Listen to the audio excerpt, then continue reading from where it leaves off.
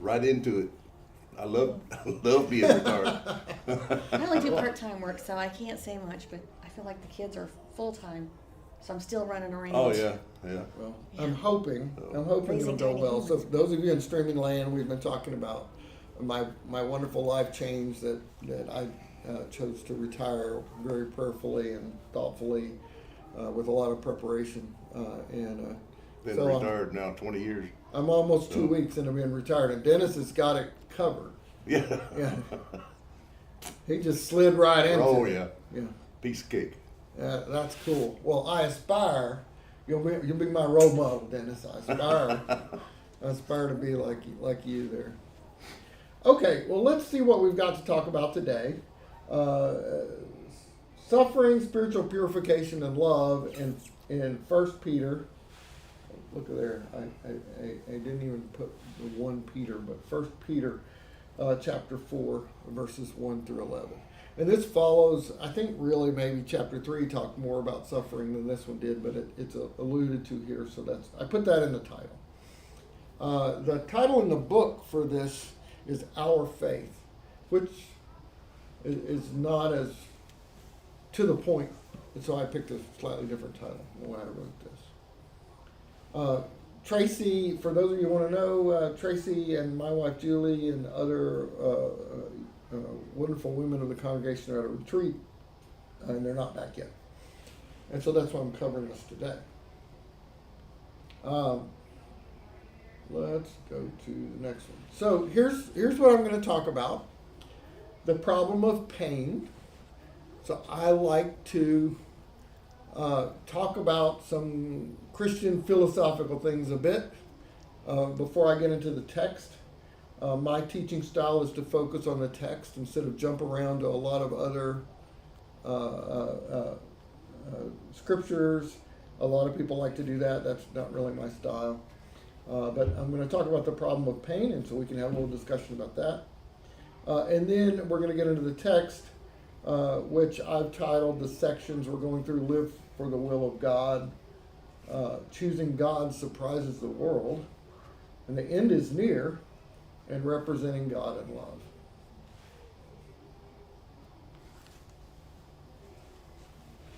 So this is a philosophical question, and in case you guys caught a previous lesson I did, I found that many of the same pictures applied or could work on this one, so I reused pictures.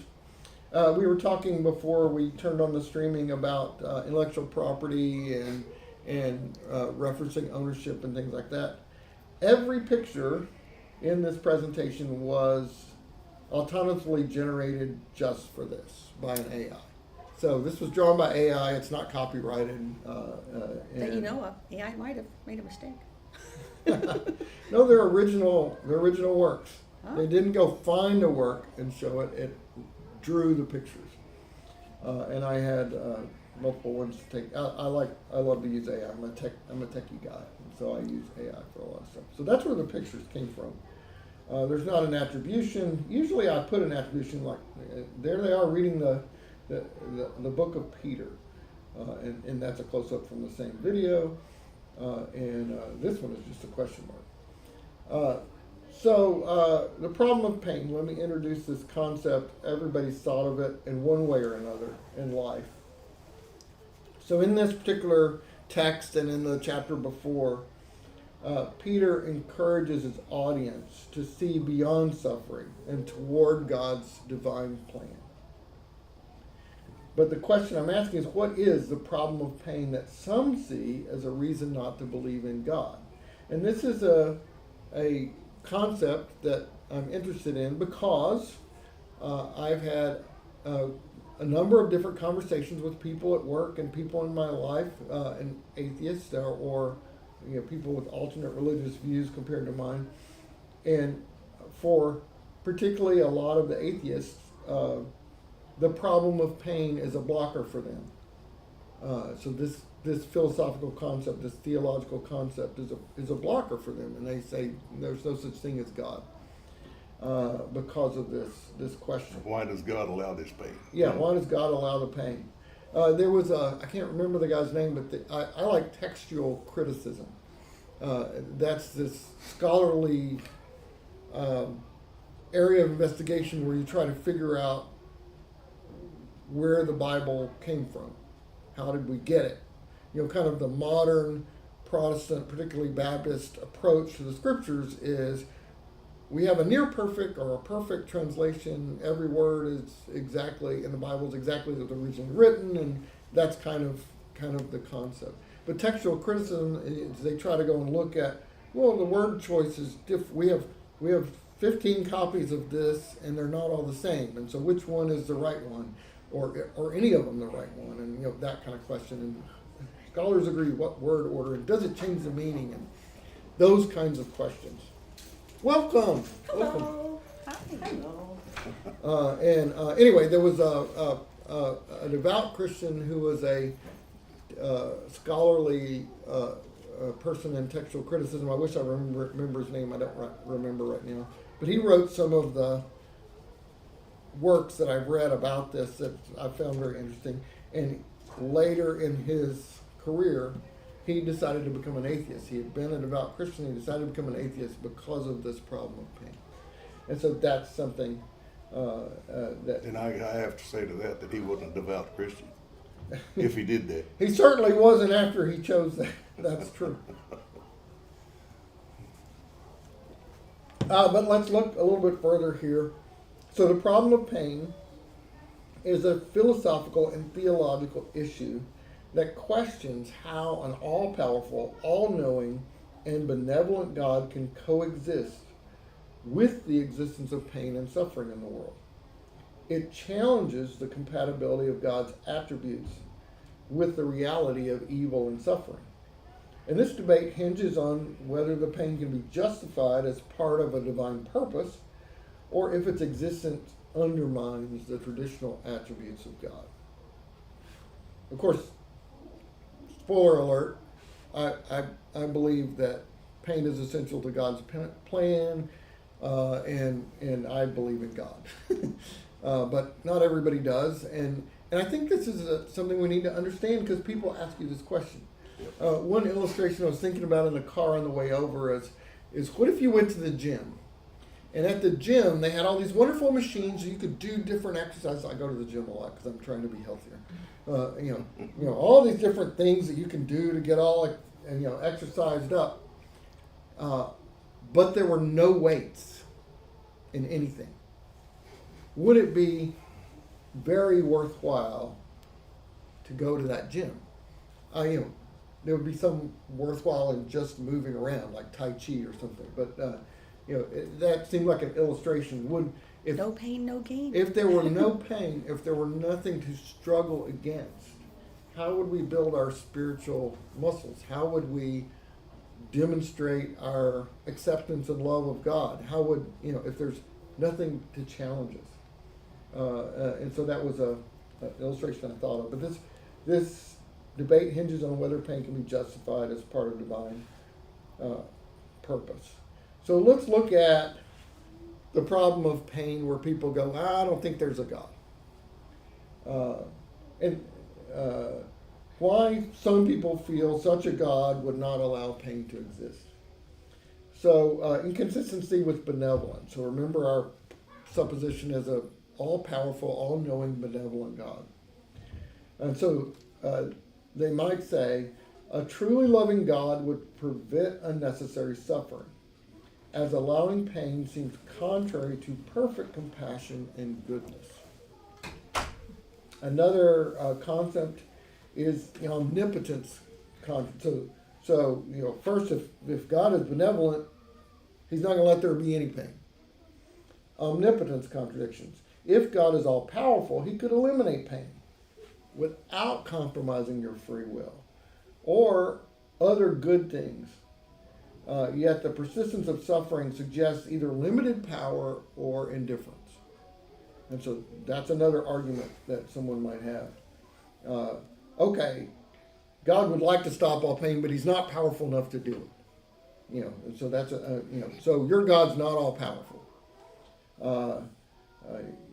If your God was truly benevolent, he would make everything, he would stop all suffering. So your God's not benevolent. the scale of suffering, the extent and intensity of pain, especially innocent suffering, like from natural disasters or a child that has an injury or illness or birth defect. They seem excessive and unjustifiable, challenging the notion of a perfectly good deity. And so these are the kind of arguments you'll run into when you talk to your friends who go, oh, yeah, okay, great, problem of pain. I was talking to a young man a couple of months ago, and this was his, he was like, sure, my friends go to church, I'll go to church with them, if, that sort of thing, but I don't believe in it because it couldn't possibly be true, and this was his reason. So these are the concepts that people have. Sometimes you can narrow down and go, well, your pain in this particular incident, in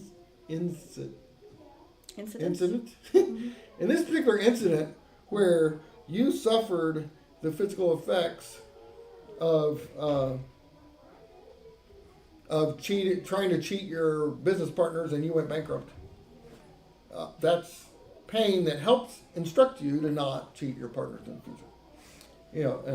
But whenever you get up to this last one, the scale of suffering, where a 6-year-old is just walking down the street one day and a flood comes and washes them away, and they die early and miss their whole life, or they are injured seriously, and how do you reconcile that with an all-powerful, benevolent, and omnipotent God? So that's the real question. So we're asking questions here.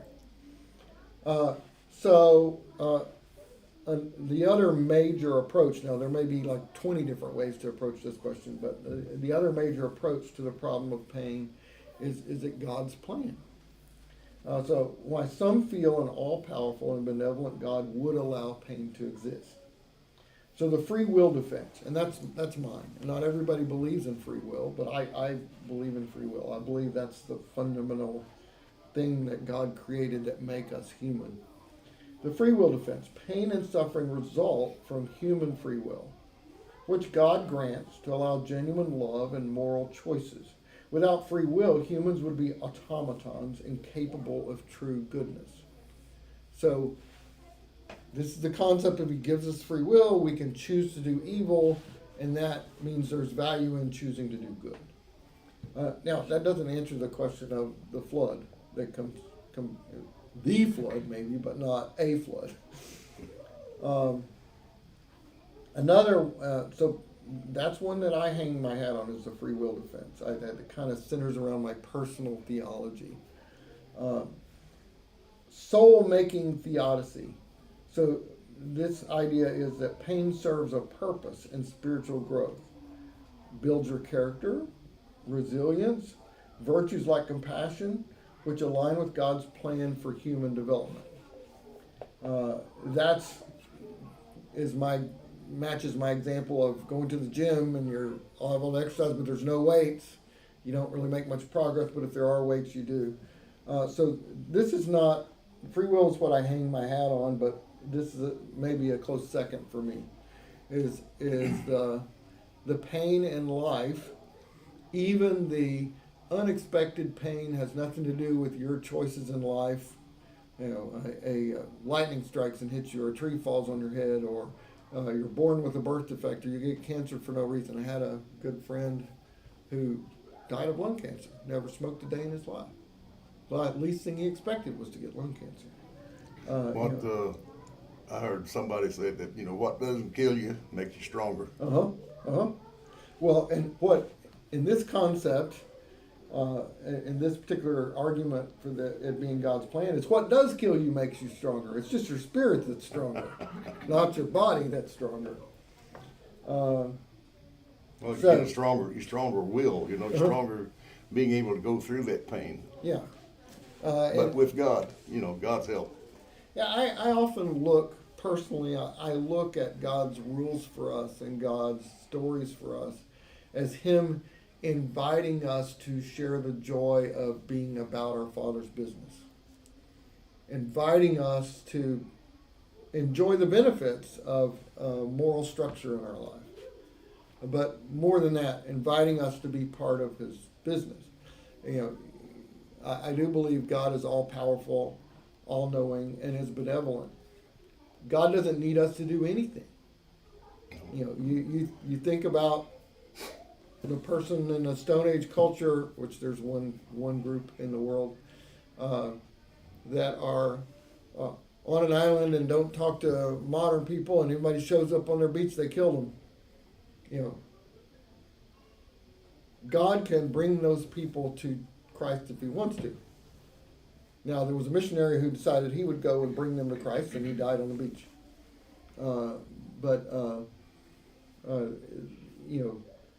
God doesn't need us, but it's our joy to help. Have you ever had a little kid help you do something? Hey, let me help you cook dinner. Great, it's going to take 3 times as long to cook dinner. But it is going to be so fun for us and such a memory for that kid. In my house, I cook more than Julie does because my mom cooked with me when I was a kid. And I made lots of messes in the kitchen, and I'm not a gourmet by any means. I cook. Your point, God is the parent. I know you're probably going to muck this up, but go ahead. You're going to learn from this experience, and there might be some other people learning from this experience. So, soul-making theodicy is another argument. Another one is the mystery of the divine plan. There's a great old hymn says, "Farther along we'll know all about it. Farther along we'll understand why." And so this is God's reasons for allowing pain maybe beyond human understanding. And suffering could serve a greater good within the divine framework that humans just can't fully grasp or understand. Well, I think we keep forgetting we want to make life here so great, but this isn't the destination. This isn't the forever home. This is just where we are temporarily. It's kind of like camping. I hate camping. This world is not my home. I'm just passing through. And we forget that. So when the child dies, this wasn't where they've gone to a better place. It's true. We try to say that as a platitude, but it's not a platitude. I really like that concept, but I also like to add to it the concept that God made this world and God thinks it's good, and God does expect us to not so focus on heaven that we ignore the world. Not so focus on where we're going that we miss this wonderful place that he's made. And we don't get to interact and be part of it. Sometimes I think in modern theology we kind of drop off the end of that a little bit, and I'd rather not. Is it my responsibility to use my reason and my thought, my intellect to try to do good in this world, or should I just defer that and say, I'm going to heaven, so who cares? I don't want that, and I don't want to go that far. But this mystery of divine plan, I'm a person who feels like I got it figured out. And if I go back and look at myself 10 years ago, when I had it figured out, I have it figured out differently now. So maybe I'm not right in that. When you turn 80 years old, you'll figure out. Yeah. You don't know what you're doing. Yeah. You're just depending on God. Yeah. The main thing I really know is I don't know a lot of things that I don't know. But I do like to kind of almost like building Legos around my life. I like to structure things and okay, this is what I'm believing today. And so I feel good about number 1 and number 2 and number 3, the mystery of divine plan. Yeah, that's okay, but I think I got it figured out. But I don't. But these are all really good arguments for why there's pain in the world. There are other arguments, but think about this. Think about how you would discuss this with your friends or your acquaintances that ask this question. Because if you're talking about God and your experience with God and your personal testimony with people around, somebody's going to come back and go, there's no such thing as a God like the one you're describing, because there's pain in the world. And a lot of the pain is self-inflicted. A lot of it is, but not all of it is.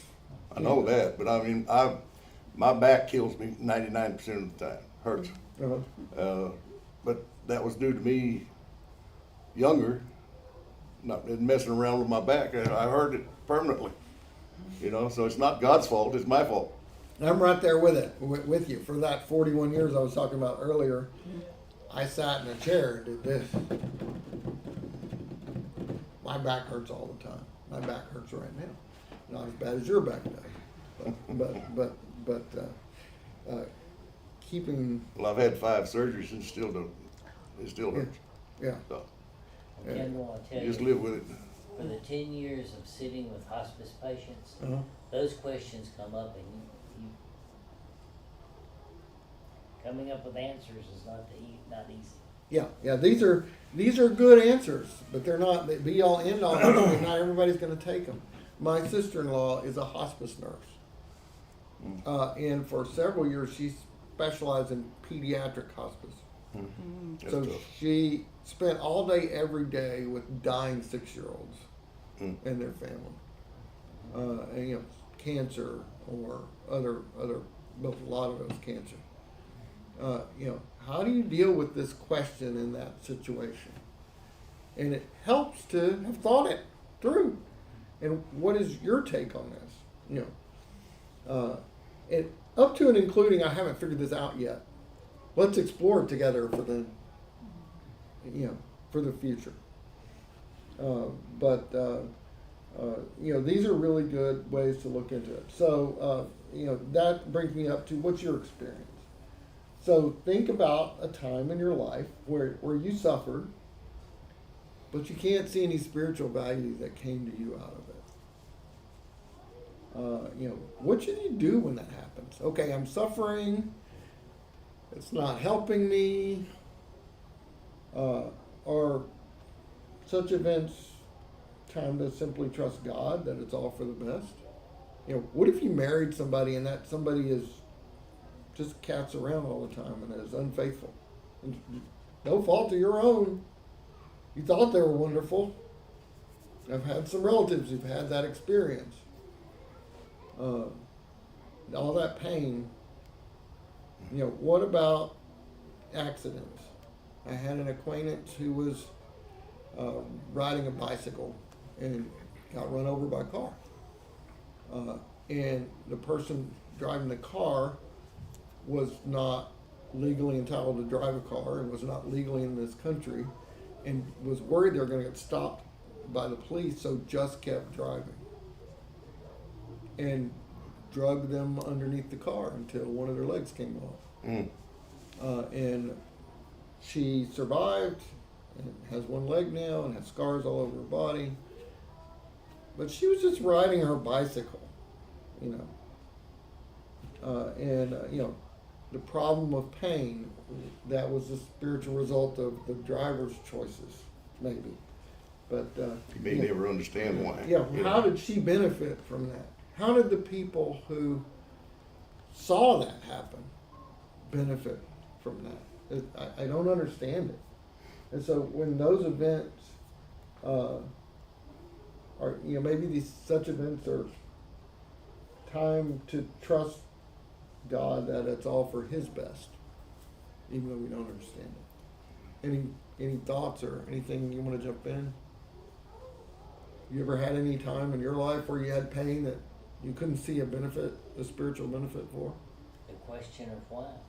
When we moved here in '95, everything was great, and Tracy was working and involved in church and raising our kids and this, that, and the other. And out of nowhere, she developed a very rare form of epilepsy. Got that straightened out over a period of 3 or 4 years. Still got it, still takes medication for it, but it moved on. Mm-hmm. A year later, she's got a brain tumor. Went in, took that one out. Mm-hmm. Still working, serving church, still. Mm-hmm. And she does, we do not know why, but God got us through it all. Mm-hmm. And,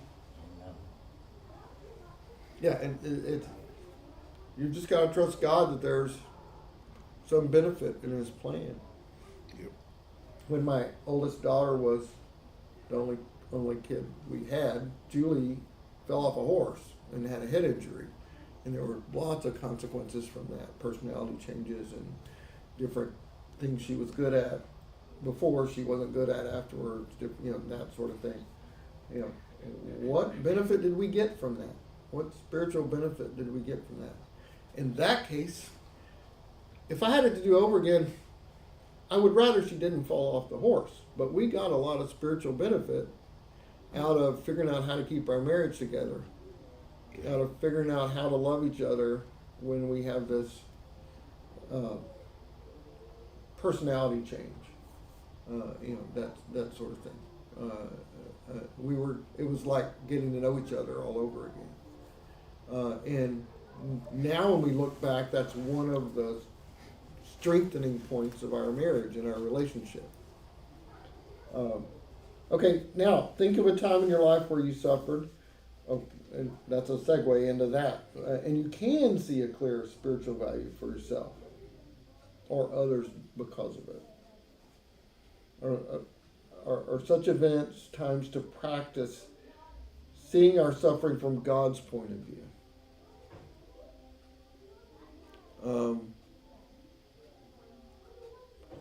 I suffered stress, money, that kind of stuff, because I made a bad decision. I was led by God to make a certain decision, and I picked the other one. And I built a house that I could afford on the day that I decided to build it, but I could not afford later in my life. And that caused all kinds of, so that decision had an 18-year repercussion afterwards. What did I learn from that? I learned to trust God's guidance a little better.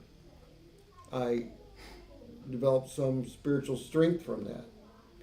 I had the secular advantage of that, taught me better how to manage my money and what to focus on. Anybody have anything where you feel like you got a spiritual benefit you'd like to share? Don't have to. Jump in anytime if you don't. Okay, so by we I mean us at this church, we believe God is with us and shares our pain. Like, remember Jesus crying over Lazarus being dead and everybody being sad because Lazarus was dead, even though he knew he was about to raise him from the dead. He still shared their pain over his death. We also believe that God intervenes to spare our pain, but not always. When he doesn't intervene, I've got a pain in my life. My wife has epilepsy. My wife has a brain tumor. My wife had a brain damage that she needs to recover from. My finances went off the rail. Help me, God. I didn't win the lottery. We didn't wake up the next day and what if Christianity was so transactional as that? And you just said, thank goodness I'm a Christian, God. I really need a new car. Knock on the door. You have a new car. Boy, everybody would be followers of God. It would take no spiritual strength to be a follower of God if God was Monty Hall. Yeah. I always think of like Job. He got all of those troubles because God said, okay, Satan, take your best shot. And everybody around him was going, you're not praying hard enough. You're not doing this. What are you doing wrong? And he's going, I'm not doing anything wrong. But he kept his faith. Mm-hmm. And so I think sometimes some of our problems, it's holding on, because Satan is going to tempt and he is going to try to intervene, because that's his job. And God is going to intervene, but he's not always going to save us. No. In my life, 20 years ago, I developed a neurological problem that makes me shake. 19 years ago, the doctors told me it's progressing really fast, and in 5 years you're going to be in a wheelchair, and just good luck with that. My mom is a prayer warrior, and so she prayed for me that I would get better. And I am convinced that based on the intervention of a righteous woman, it's why I can pretty much move fairly normally. I can't go rock climbing; I will fall off the rocks. But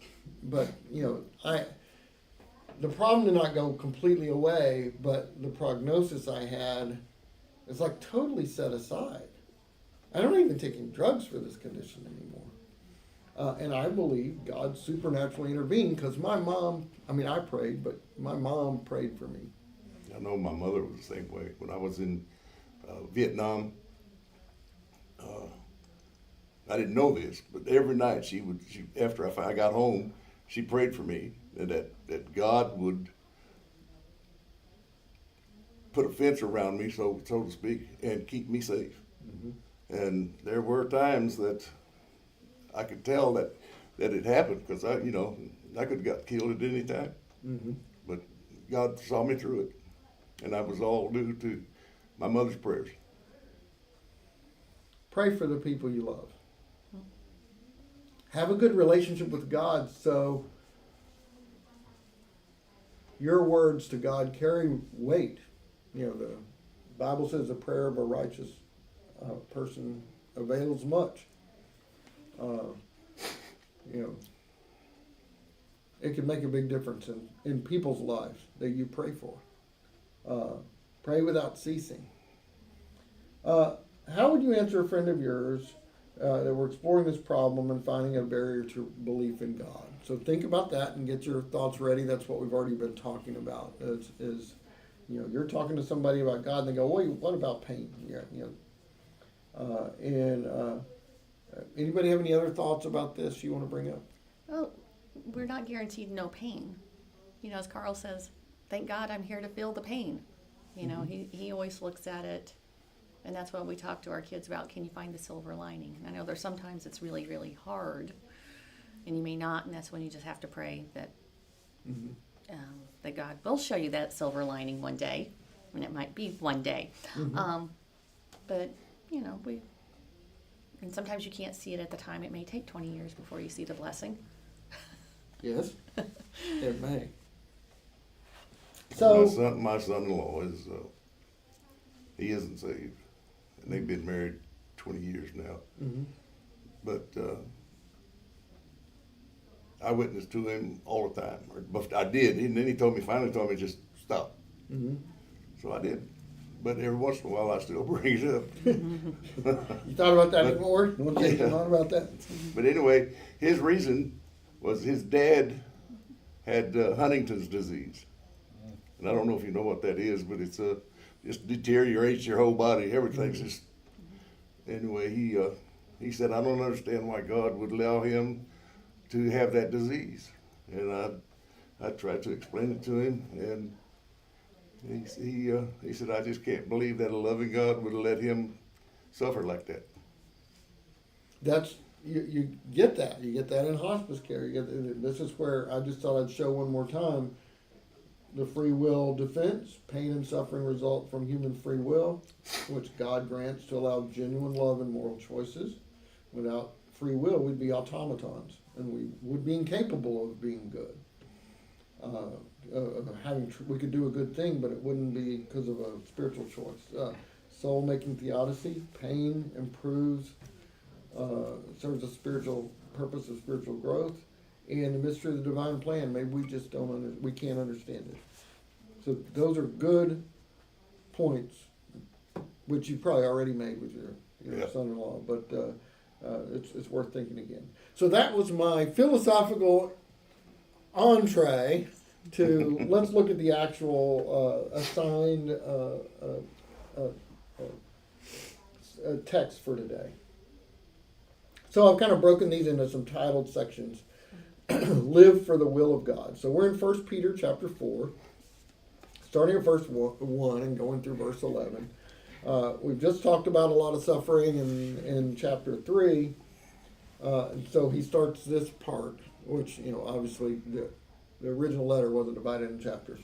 He starts this section with therefore.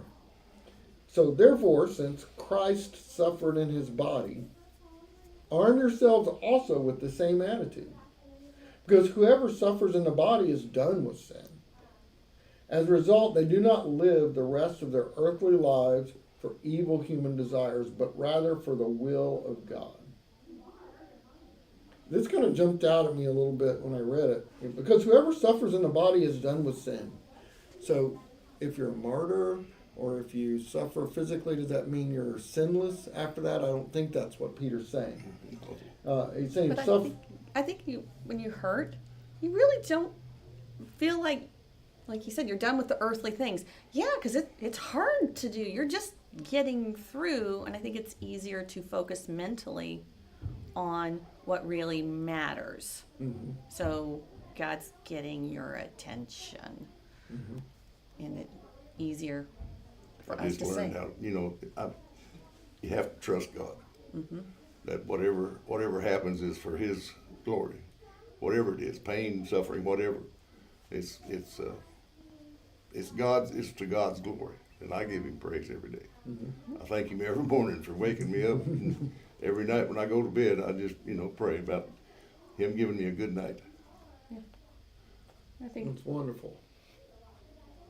If you think about, I think of my father-in-law. I think of my father as he struggled with heart issues in the last years of his life. As people struggle through suffering, their mind turns towards God. I'm done with sin. I'm just focused on heaven. Mm-hmm. And if you've ever known anybody, I'm sure Fred's seen a lot of people that way in his profession at one point when he was doing hospice care. People get to, I'm ready to go. I've finished the course. And I got to that point professionally and retired. But I'm not ready to retire from this life yet. But I think suffering purifies your soul, sometimes literally, as in when the suffering is directly caused by the sin and you learn not to do that again. But I think it purifies your soul even when it's not directly caused by a specific sin. In essence, Peter here suggests that suffering for righteousness can mark a turning point where a believer's commitment to God deepens, leading them to live less for sin and more for God's purpose. And different theological perspectives might nuance it further, but that's the core idea, I think. Therefore, since Christ suffered in his body, arm yourselves also with the same attitude. Because whoever suffers in the body is done with sin. As a result, they do not live the rest of their earthly lives for human desires, but rather for the will of God. Any other thoughts? I think it's right though. And sometimes it can be little things that you don't even think of. Like, I'm still doing physical therapy. My yard's a hot mess. I have the worst. I should be proud to say that I have the worst yard in the whole neighborhood. I'm bringing it down. And my sister called to tell me the other day, and she was really upset with the new neighbors and their messy yard. And I just start laughing. I said, I can go under that bar. And my sister loves me dearly. And I'm going, I can go under that bar. And so maybe that pain there makes her think she's a nice person, but she's got to have the immaculate yard. And maybe you should give some grace. And she's like, I'm just going to have Jim just do a little extra on the yard and go over. But I had to keep telling her, well, that's me. Oh, no, but these people. And I'm like, that's me. That's my yard because I can't physically do it. Mm-hmm. Yeah. So it just makes me go, I look at the yard and I go, I'm sorry for the neighbors, but bigger priorities. I have to choose. I have the same approach to the orderliness of my house. But now that I've been retired for almost 2 weeks, it's gotten a little bit more orderly. So maybe by December. If I look at it, it gives us grace for other people and other things as we go through life. And we go, I can understand how they got there. One time years ago, I was quite ill. And my friend from work came to my house and mowed my 1/3 of an acre of property Oh, with a that push was mower. I never forgot that. He and I have lost touch over the years, but it just came out of the blue. Why did he come and do that? But talk about a nice thing to do for somebody. Yeah. Mm-hmm. That's the way I am. I used to, when I was younger, I could fix anything. I could do anything. I was construction, electronics, whatever it was. And but now I can't do any of that. I can't get down on my knees, and 'cause I've had knee replacements, and now my fake kneecaps they hurt, and I can't fix anything anymore. If I got a leaky bathroom sink, at least I can stick something down the drain. But if my toilet's leaking, I have to call a plumber. I can't fix it anymore. Just You know how, but you can't. Yeah, I can't fix it anymore. So it's just aggravating. Yeah, you know how to do it, Oh yeah, but you've got to bend over and stress that back to do it. You know how anytime you're working plumbing, you're like squirming under the sink or something like that. Makes you want to start a little program where the young kids that don't know how but have the physical, like, I'll teach you how, but you got to come over.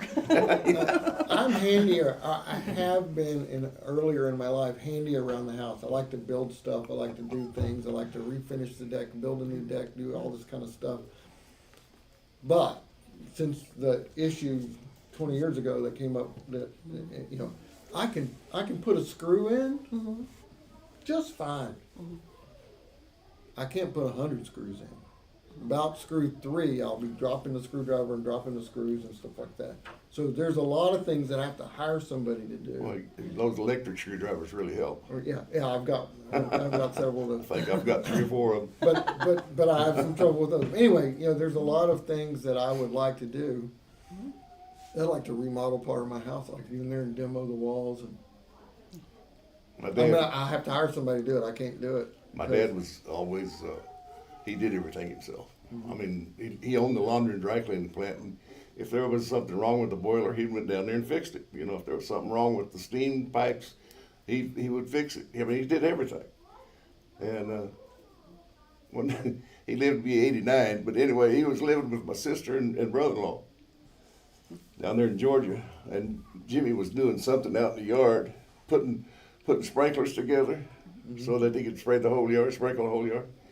And my dad says, "Jimmy, if you'll tell me what you're doing, I can help you, or I'll show you how to do it." Yeah, he was a mess. But anyway, that's the way he was. He couldn't do anything either after he got, in his 80s. Well, we all suffer at one level or another in our body, be it inconveniences or serious back pain or and I gotta have a talk with the doctor about how many weeks you got left. But he's saying, all that stuff that purifies, or my interpretation is, it purifies your soul to go through that pain, and it focuses you on heavenly things. Choosing God surprises the world. So starting in verse 3, Peter says, oh, by the way, as an aside, my whole life is full of asides, but I talked earlier about textual criticism and where different books of the Bible come from and stuff like that.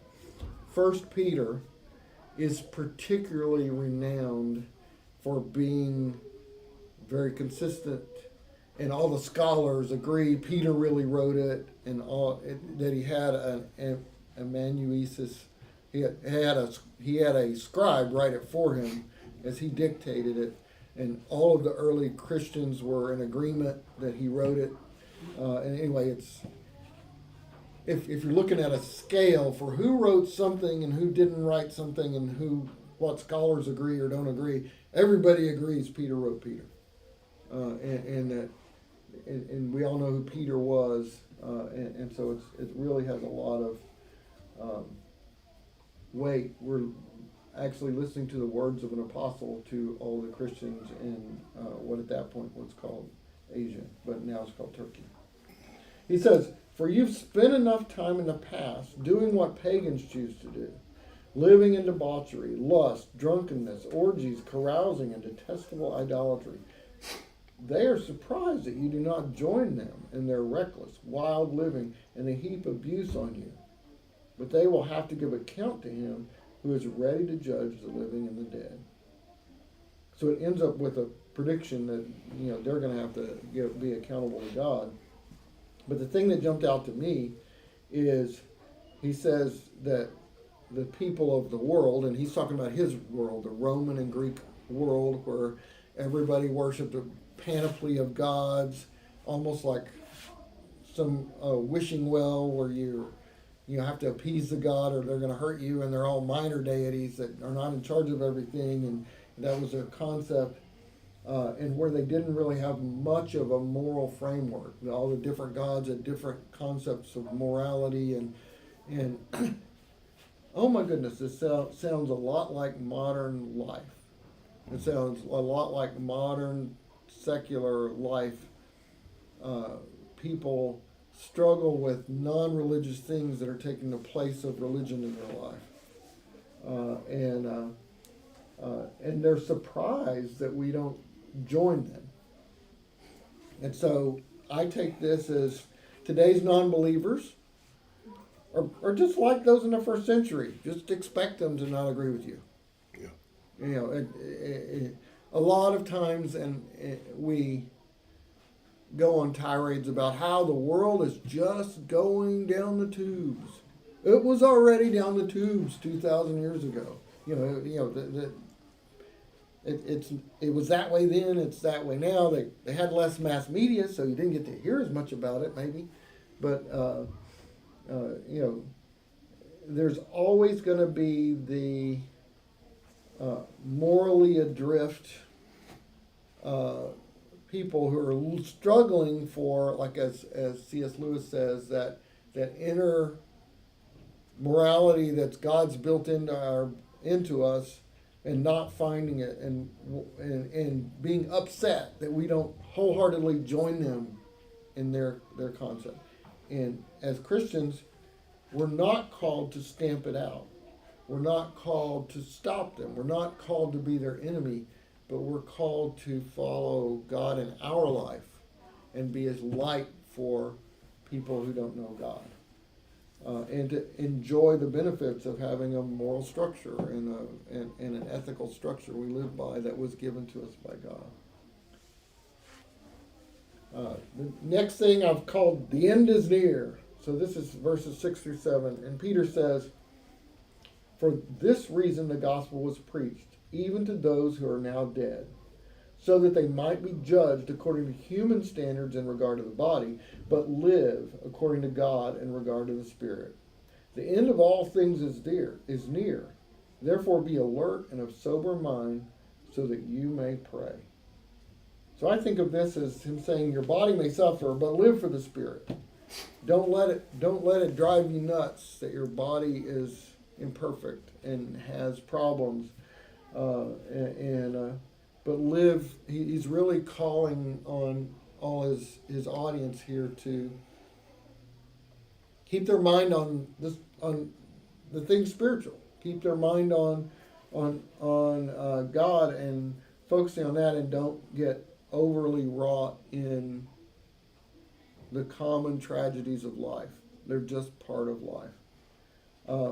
I do like it. It humanizes Peter for me and the first century Christians. He says the end of all things is near.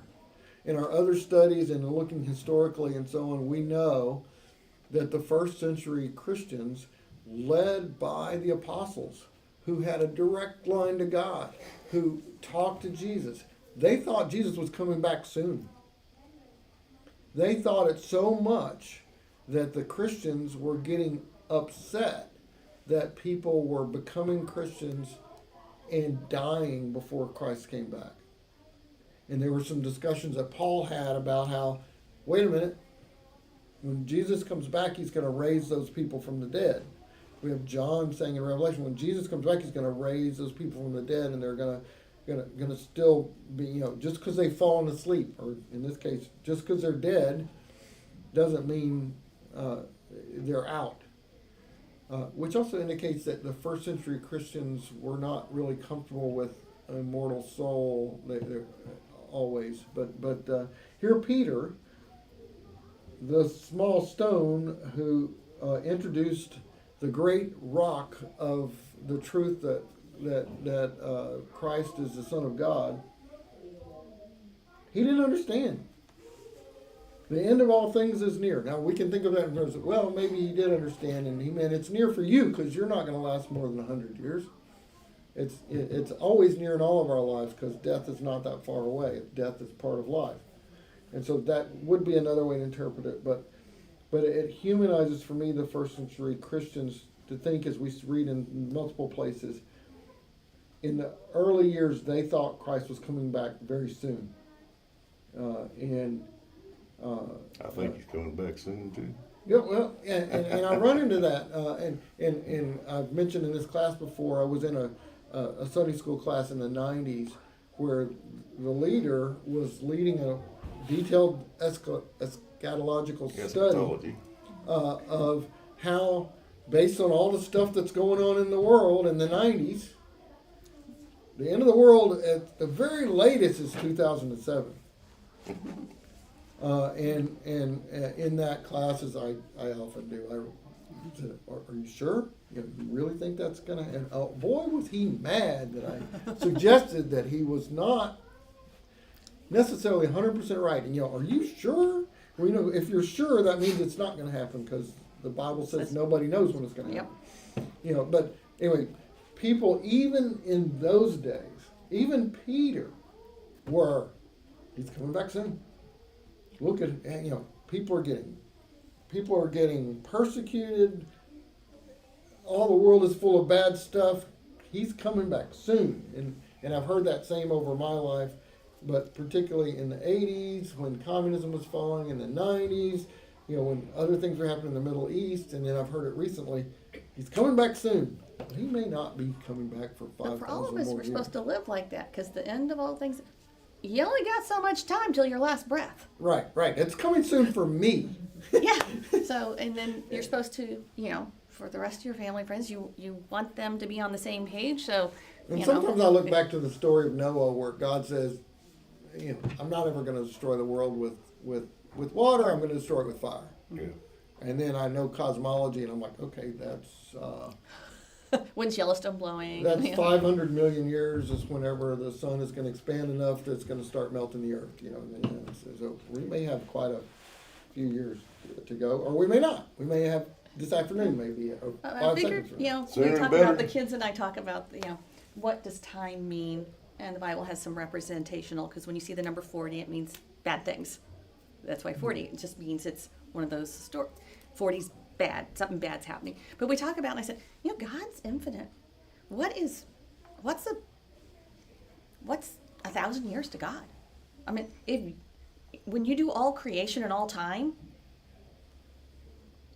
I have a feeling his timeout's much different than mine. The heavenly perspective, God's perspective, is so far beyond our ability to understand. Yeah, I just go, wow.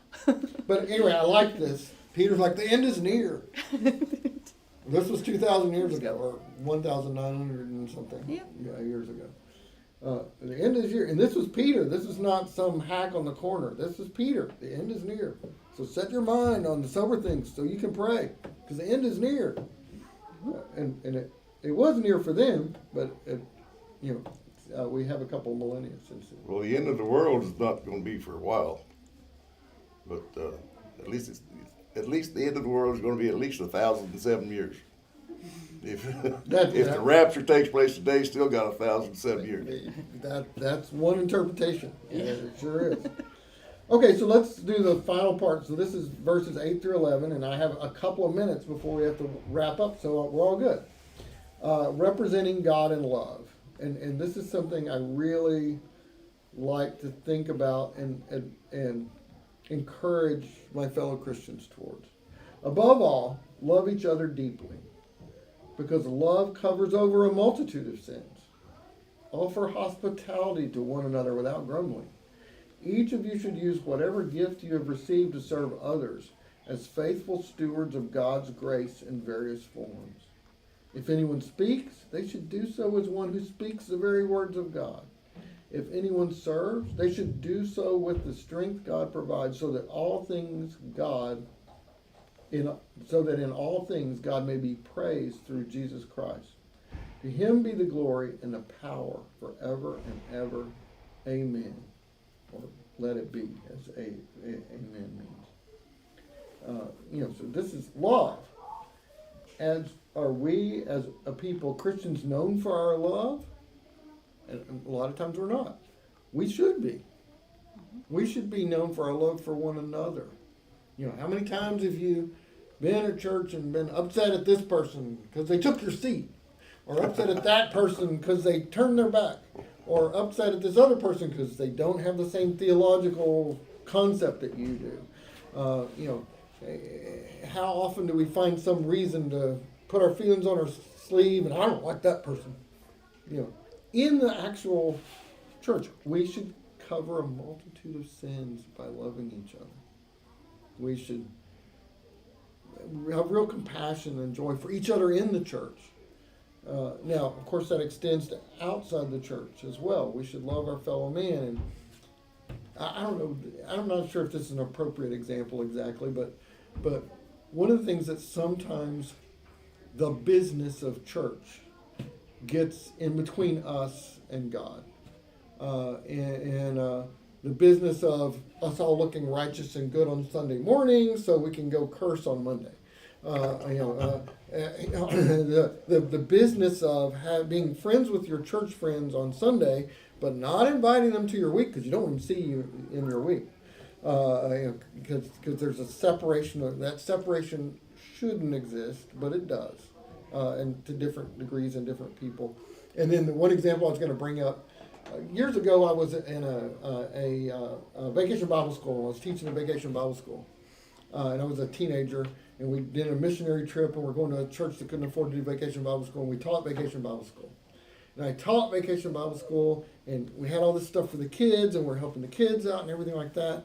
And at the end of the vacation Bible school, the youth minister came to me and said, okay, where's all your forms filled out to say who their parents are and what their phone numbers are and stuff like that. And I'm like, I was so focused on the kids, I didn't do that. He goes, well, what do we even have the vacation Bible school for? The whole point was to get prospects to bring into the church. Exactly. And I'm like, no, the purpose of the vacation Bible school was to reach the kids and give them something in love and let them see Christ in you. And that kid might remember that for years. And then go visit them. Yeah, and Invite the family. or as Tracy said, you go to a religious conference, all the ministers want to say, how big is my church? How many people have you brought to the, everybody wants to keep score. The business gets in the way sometimes of our love for each other. And so that's my encouragement, is to love. Thank you for being here. Thank you for listening and participating. It's wonderful. Thank you Thanks for for teaching, teaching. And I'm going to close off the stream.